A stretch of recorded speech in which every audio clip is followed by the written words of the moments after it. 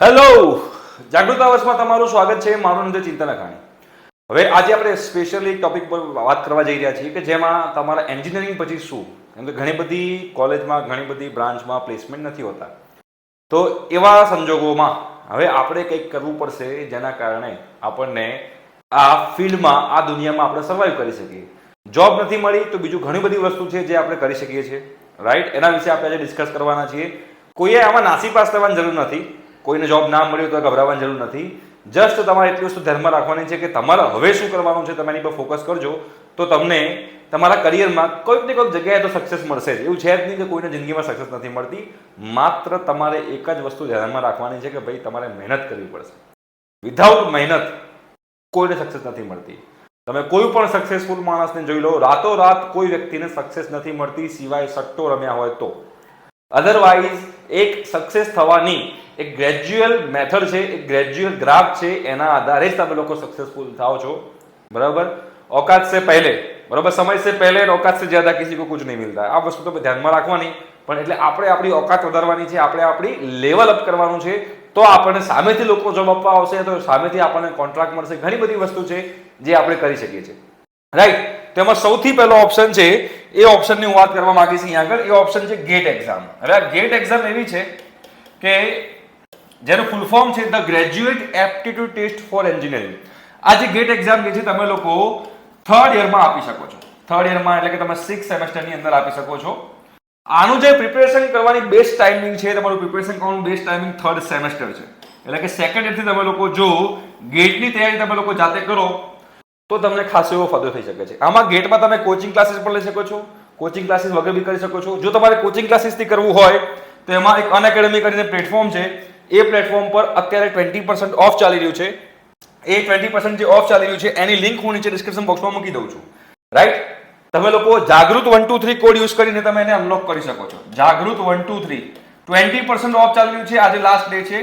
જે લોકોને ગેટનું સબસ્ક્રિપ્શન લેવું હોય એના માટે, ગેટની તૈયારી કરવી હોય એના માટે. હવે ગેટના ફાયદા શું છે આપણને ખબર હોવી જરૂરી છે. જો 24 માં સબસ્ક્રિપ્શન 59000 ની જગ્યાએ તમને 47000 માં પડે છે, રાઈટ? 1 યરનું સબસ્ક્રિપ્શન લેવું હોય તો 39000 તમને 31000 માં પડે છે. હા, તો આ વસ્તુ તમારે જે લોકોને આમાં પરચેસ કરવું હોય એ લોકો પરચેસ કરી શકે છે, અને જાતે તૈયારી કરવી હોય તો એ લોકો જાતે પણ તૈયારી કરી શકે છે. એમાં કોઈ શંકાને સ્થાન નથી. હવે એક વસ્તુ ધ્યાનમાં રાખજો કે ઘણા બધા છોકરાઓ જે છે એ પોતાની અંદર સ્કિલ નાખવામાં થોડું ગભરાય છે કે મારા પૈસા વેસ્ટ થશે. તો એક વસ્તુ ધ્યાનમાં રાખજો, અનએકેડમી નહીં તો બીજું કોઈ પ્લેટફોર્મ, તમને ગેટમાં જો સારું ટ્રેનિંગ મળશે તો તમે સારો સ્કોર કરી શકશો. ગેટ ક્રેક કરવાથી મજા નહીં આવે. સારો સ્કોર ઓલ ઇન્ડિયા રેન્ક તમારો 2000 ની અંદર આવે તો તમને કંઈક એમાં વર્થ તમને મળે અને તમને સારું એવું કરી શકો છો. ગેટથી તમે લોકો શું શું કરી શકો છો? તો તમે એનઆઈટી આઈઆઈટીમાં એમટેક કરી શકો છો. પહેલી વસ્તુ, એનઆઈટી આઈઆઈટીમાં માસ્ટર્સ જે લોકોને કરવું હોય એ લોકોને ગેટ થ્રુ થાય છે, એના વગર થતું નથી. અને એમાં બી તમારો રેન્ક જે છે 2000 ની અંદર લાવવો જરૂરી છે, રાઈટ? પછી એના સિવાય આપણે ગેટ 3 આપણે પીએસયુ કંપનીમાં જોબ પણ મળી શકે છે. પીએસયુ કંપની જે લોકો સેન્ટ્રલ ગવર્નમેન્ટ જોબ જે કહેવાય, એ સેન્ટ્રલ ગવર્નમેન્ટ જોબની અંદર તમારે જવું હોય, સેલ છે, બેલ છે, બરોબર છે, ભારત પેટ્રોલિયમ છે, આ બધી પીએસયુ કંપનીઝ જે છે એની અંદર તમને લોકોને ગેટ થ્રુ જોબ મળી શકે છે. ઈસરો પણ છે. ઈસરોની અલગથી એક્ઝામ થાય છે, પણ એ ઈસરોનો જે સિલેબસ જે છે એ ઈસરોનો સિલેબસ ગેટ જેવો જ હોય છે. એમાં કોઈ અલગ હોતું નથી. એમાં દર ડિસેમ્બર મહિનામાં એના ફોર્મ આવે છે અને ફેબ્રુઆરી માર્ચમાં એની એક્ઝામ હોય છે. તમે લોકો આપી શકો છો એન્ટ્રન્સ એક્ઝામ. બીટેક વાળા લોકો આમાં એપ્લાય કરી શકે છે. એમટેક વાળા હોવા જરૂરી નથી. એમટેક વાળા પણ એપ્લાય કરી શકે છે, પણ એમાં એમટેકને કોઈ એક્સ્ટ્રા તમને પ્રાયોરિટી મળતી નથી. એટલે તમે પીએસયુ કંપનીમાં તમને જોબ મળવી હોય તો તમે કરી શકો છો. મહારાષ્ટ્રમાં નીતિ મુંબઈ કરીને એક કોલેજ છે, નીતિ મુંબઈ, રાઈટ? આ નીતિ મુંબઈની અંદર તમે લોકો એમબીએ કરી શકો છો. બીજી ઘણી બધી વસ્તુ તમે ગેટની મદદથી કરી શકો છો, પણ આ નાની નાની વસ્તુ તમને કહી રહ્યો છું. ગેટની મદદથી તમે લોકો ગેટની વિઝિટિંગ ફેકલ્ટી બની શકો છો. ગેટની વિઝિટિંગ ફેકલ્ટી, જો તમારો સ્કોર સારો હોય, જો તમારો સ્કોર સારો હોય તો જે ઇન્ડિયાના મોટા મોટા કોચિંગ ઇન્સ્ટિટ્યૂટ છે, ફોર એક્ઝામ્પલ અનએકેડમી, તો અનએકેડમી પર હું ગેટનું કોચિંગ આપું છું, રાઈટ? કે મેં ગેટ સારી રીતે સ્કોર કરીને મેં ક્લિયર કરેલી છે, તો ત્યાં આગળ હું ગેટનું કોચિંગ આપું છું. તો તમને એને સારું એવું એમાંથી ઇન્કમ થઈ રહે છે. આ ઇન્કમ જે છે એ સૌથી મોટી ઇન્કમ છે જે લોકોને ગેટ થ્રુ વિઝિટિંગ ફેકલ્ટી બનવું હોય. કલાકના 5000, 10000 અપ ટુ 15000 સુધી તમને કલાકના ત્યાં આગળ મળે છે. મેં એવા લોકો જોયા છે જે કલાકના 15000 રૂપિયા કમાતા હોય. તો આ એક બીજી વસ્તુ છે, ગેટમાં તમે કરી શકો છો. પ્લસ પ્રાઇવેટ કંપની, આ તો આપણે વાત કરી એનઆઈટી આઈઆઈટીમાંથી એમટેક કરવાની, પીએસયુ કરવાની, નીતિ, બરોબર છે, વિઝિટિંગ ફેકલ્ટી. પીએસયુ એટલે કે આપણે સેન્ટ્રલ ગવર્નમેન્ટ જોબ. પ્રાઇવેટ સેક્ટરમાં તમારે જોબ જોઈતી હોય, પ્રાઇવેટ સેક્ટરમાં રાઈટ? હવે પ્રાઇવેટ સેક્ટરમાં તમારા લોકોને જોબ જોઈતી હોય તો એમાં તમારે શું કરવું જોઈએ? તો તમે જો કોઈ પણ મોટી મોટી કંપની છે એ સીધું તમને ફ્રેશર્સને, જો તમારું પ્લેસમેન્ટ ના થયું હોય તો ફ્રેશર્સને ડાયરેક્ટ જોબ મેળવવી અઘરી પડે છે કોર બ્રાન્ચની અંદર. કોમ્પ્યુટર આઈટી વાળાને તો એ મળી જાય છે, પણ મિકેનિકલ, સિવિલ, ઇલેક્ટ્રિકલ, કેમિકલ વાળાને કોર બ્રાન્ચમાં as a fresher direct multinational કંપનીમાં તમે જ્યારે એપ્લાય કરો છો ત્યારે તમને તકલીફ પડે છે. પણ જો તમારો ગેટ સ્કોર સારો હોય, તમારો ગેટ સ્કોર સારો હોય તો તમે લોકો ઇઝીલી મલ્ટીનેશનલ કંપનીમાં તમે એટ્રેક્ટ થઈ શકો છો અને તમને જોબ મળવાના ચાન્સીસ વધી જાય છે. તો એન્જિનિયરિંગ પછી તમે આ ગેટ એક્ઝામ આપી શકો છો, એક ઓપ્શન છે, રાઈટ? બીજો ઓપ્શનની આપણે વાત કરીએ એન્જિનિયરિંગ પછી તો કેટ એક્ઝામ છે. હવે કેટ એક્ઝામ કોને આપવી જોઈએ? બરાબર, કોમન જે એલિજિબિલિટી ટેસ્ટ જે કહેવાય, એપ્ટિટ્યુડ ટેસ્ટ, આ કેટ એક્ઝામ કોને આપવી જોઈએ? જે લોકો એન્જિનિયરિંગ કરી રહ્યા છે. હવે એમ થયું કે ભાઈ એન્જિનિયરિંગ કરીને તો ભૂલ કરી નાખી, મને ટેકનિકલ સાઈડ આવતું જ નતું, મારે ટેકનિકલ સાઈડ આવવું જ નહોતું, ટેકનિકલ સાઈડ મારે આવવું જ નહોતું, મેં ભૂલથી એન્જિનિયરિંગ કરી નાખ્યું. હું તો માર્કેટિંગનો માણસ છું, હું તો સેલ્સનો, હું તો ફાઇનાન્સનો માણસ છું, મારે આખું સ્વિચ કરી નાખવું છે, મારે આ બધામાં પડવું જ નથી. તો તમે કેટ આપીને તમે લોકો MBA કરી શકો છો. બરાબર છે? જો MBA કરવું તો બેસ્ટ કરવું. તમને મેં પહેલા કીધું એમ કે તમે તમે ગેટ આપીને NIT IIT માંથી માસ્ટર્સ કરી શકો છો. ઇવન તમે ગુજરાતમાંથી બી લોકલ કોલેજમાંથી તમે ME કરી શકો છો. પણ લોકલ કોલેજમાંથી ME કરશો તો કોઈ મતલબ નહીં રહે, રાઈટ? MTech કરો તો NIT IIT માંથી કરો, અધરવાઇઝ ના કરો. એવી રીતે તમે MBA કરો તો MBA તમે લોકો સારી કોલેજમાંથી કરો. એમાંની ઘણી બધી કોલેજ છે, એક IIM કરીને કોલેજ છે, બધાને ખબર હશે, દિલ્હી યુનિવર્સિટી છે, મહારાષ્ટ્રમાં ઘણી બધી યુનિવર્સિટી છે જે કેટ થ્રુ તમને લોકોને એક્ઝામ એડમિશન આપે છે. અને આ કેટ થ્રુ તમે ફોર એક્ઝામ્પલ દિલ્હી યુનિવર્સિટીમાં હો તો તમારું એવરેજ પેકેજ તમે MBA કરીને બહાર નીકળો એટલે 9 થી 10 લાખ રૂપિયા હોય છે. 9 થી 10 લાખ રૂપિયા એવરેજ પેકેજ, રાઈટ? તમે IIM માંથી કર્યું હોય તો 25-30 લાખ રૂપિયા તમારું એવરેજ પેકેજ થઈ જાય. તો પણ આ એક ઓપ્શન છે કેટ.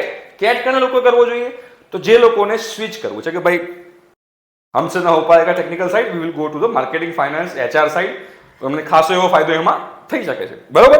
ચલો, કેટ પણ નથી કરવું, ગેટ પણ નથી કરવું, ભાઈ મારે તો સીધી ગવર્મેન્ટ જોબ જોઈએ છે.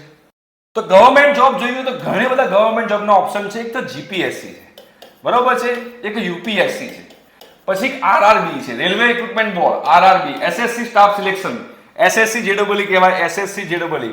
SSC JEE જે છે એ પણ શોર્ટ સર્વિસ કમિશન જે કહેવાય, SSC સ્ટાફ કમિશન જે કહેવાય, એ બધી વસ્તુ, આ બધી ગવર્મેન્ટ જોબ્સ છે, રાઈટ? GPSC માં તમે ગુજરાત ગવર્મેન્ટ જોબમાં તમે એડમિશન લઈ શકો, જોબ લઈ શકો છો.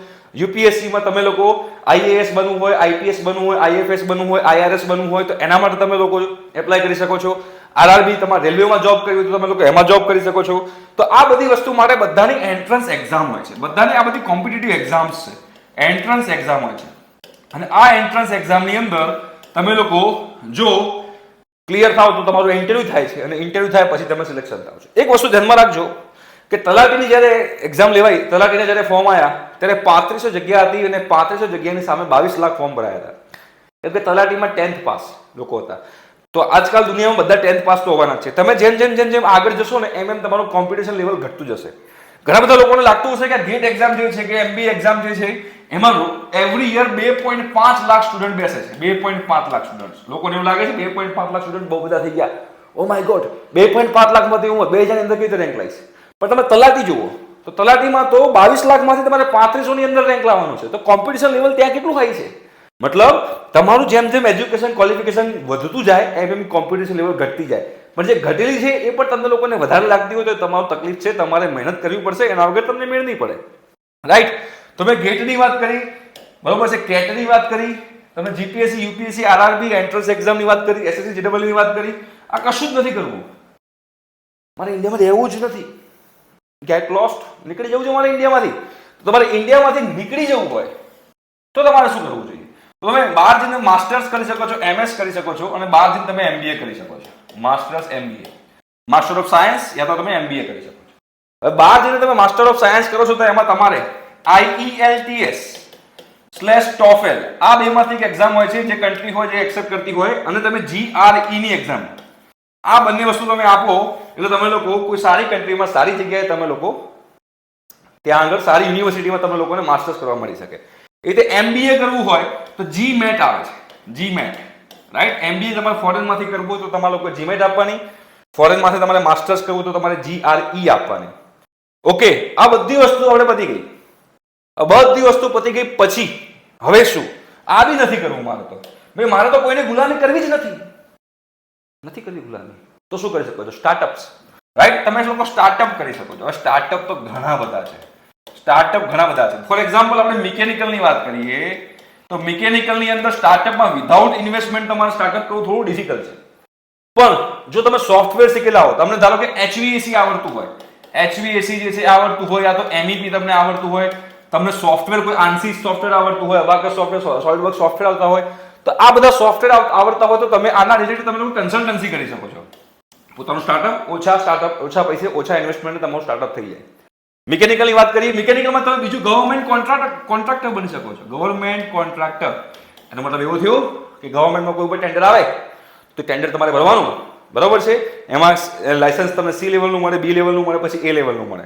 એવું સેમ ટુ સેમ સિવિલ માટે પણ છે. સિવિલ માટે પણ તમે ગવર્મેન્ટ કોન્ટ્રાક્ટર બની શકો છો. એમાં તમે નવો કોઈ રોડ બનવાનો હોય તો એનું ટેન્ડર પાસ કરી શકો છો, ટેન્ડર ભરી શકો છો. બ્રિજ બનવાનો હોય તો એનું ટેન્ડર હોય છે. બીજા ઘણા બધા છે. તમારે સ્માર્ટ સિટી બનતી હોય તો એનું તમે ટેન્ડર ભરવું હોય તો તમે એનું ટેન્ડર ભરી શકો છો. આ બધામાં તમે સબ કોન્ટ્રાક્ટ પણ લઈ શકો છો. સબ કોન્ટ્રાક્ટનો મતલબ કેવો થયો? તો કે તમે સિમ્પલ વિચારો, કોઈ બહુ મોટી કંપની છે, કોઈ એક્સ કંપની છે બહુ મોટી, જે ગવર્મેન્ટ પાસેથી મોટા કોન્ટ્રાક્ટ લે છે. ફોર એક્ઝામ્પલ L&T માની લઈએ, જે ગવર્મેન્ટ પાસેથી મોટા કોન્ટ્રાક્ટ લે છે. પણ આ મોટા જે કોન્ટ્રાક્ટ લે તો પછી બધા કોન્ટ્રાક્ટ જાતે પૂરા ના કરે, એ પછી નાની કંપનીઓને સબ કોન્ટ્રાક્ટ આપી દે, રાઈટ? તો L&T મોટો કોન્ટ્રાક્ટ ગવર્મેન્ટ પાસેથી લે અને પછી નાની કંપની, ધારો કે PQR નાના કંપની હોય, એ કંપનીઓને સબ કોન્ટ્રાક્ટ આપી દે. અમુક પાર્ટ P કંપનીને કરવા આપે, અમુક પાર્ટ Q કંપનીને કરવા આપે, અમુક પાર્ટ R કંપનીને કરવામાં આપે. એવી રીતે કરીને એ લોકો સબ કોન્ટ્રાક્ટ તમે લોકો લઈ શકો છો. સ્ટાર્ટિંગમાં તમને ગવર્મેન્ટ કોન્ટ્રાક્ટ ના મળે તો તમે આવું પણ કરી શકો છો. પ્રાઇવેટ કોન્ટ્રાક્ટ પણ લઈ શકો છો. ઇલેક્ટ્રિકલમાં પણ કરી શકો છો. સેમ ટુ સેમ ઇલેક્ટ્રિકલમાં કરી શકો છો. ગવર્મેન્ટ કોન્ટ્રાક્ટ તો તમે આમાં ભરી શકો છો. ઘણા બધા લોકો મારા ફ્રેન્ડ્સ છે જેમાં ખાસા એવા રૂપિયા કમાય પણ છે અને ઘણો એવો સ્કોપ છે. આ બધા સ્ટાર્ટઅપ્સની વાત કરું છું. કોમ્પ્યુટર આઈટી જે છે, કોમ્પ્યુટર આઈટીમાં તમે લોકો સર્વિસ બેઝડ કંપની ખોલી શકો છો.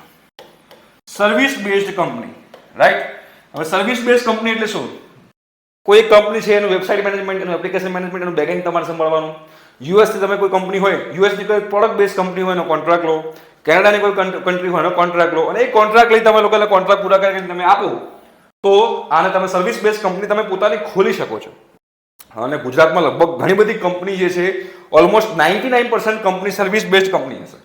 પ્રોડક્ટ બેઝ કંપની કોને કહેવાય? તો પ્રોડક્ટ બેઝ કંપની જે છે, જે એપલ છે, ગૂગલ છે, માઇક્રોસોફ્ટ છે, આ બધી પ્રોડક્ટ બેઝ કંપની થઈ કહેવાય. પણ TCS છે, વિપ્રો છે, ઇન્ફોસિસ છે, આ બધી સર્વિસ બેઝ કંપની થઈ કહેવાય. એ બધી મોટા પાયા છે. તમે નાના પાયા પણ ચાલુ કરી શકો છો, રાઈટ? તો આ સ્ટાર્ટઅપ્સ જે છે એ પણ તમે લોકો કરી શકો છો. તો લોટ્સ ઓફ ઓપ્શન, ઘણા બધા ઓપ્શન છે. તમારે ચૂઝ કરવાનું છે કે તમે કયા ઓપ્શનમાં લો છો અને તમારે કેવી રીતે આગળ વધવું છે. પણ હા, જિંદગીમાં મહેનત વગર કશું નહીં મેળ પડે. આ વસ્તુ તમે લોકો ધ્યાન રાખજો. ઠીક છે? Thank you so much. By.